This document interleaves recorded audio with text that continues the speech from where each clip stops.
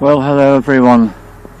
It's another winter wonderland day up here in sunny Lancashire, and I want to talk to you about laziness again. This is in praise of laziness part 2, and I want to introduce a new word, and the word is indolence.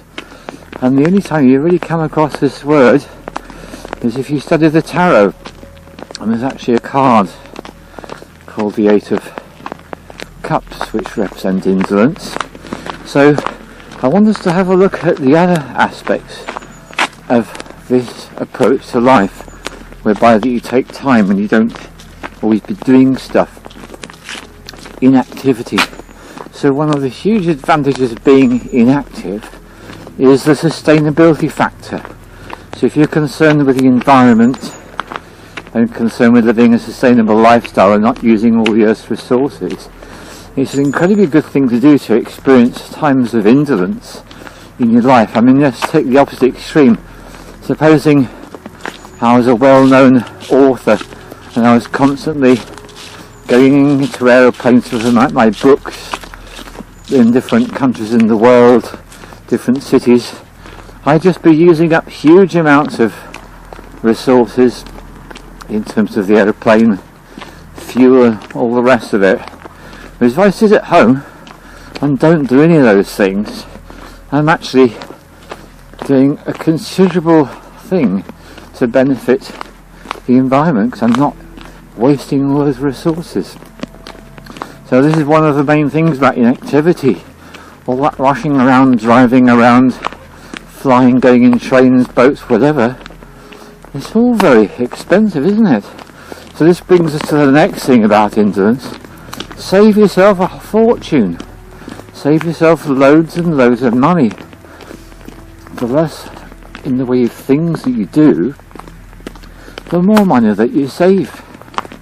So that's another really significant factor to consider.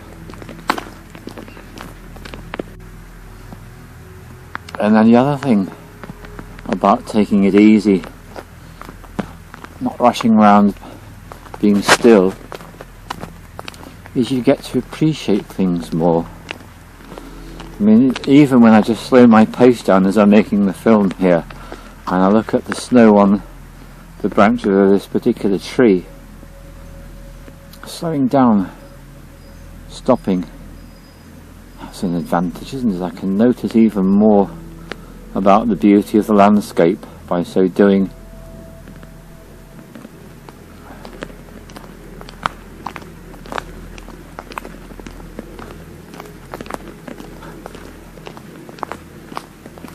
So even further on with all this, being quiet and receptive.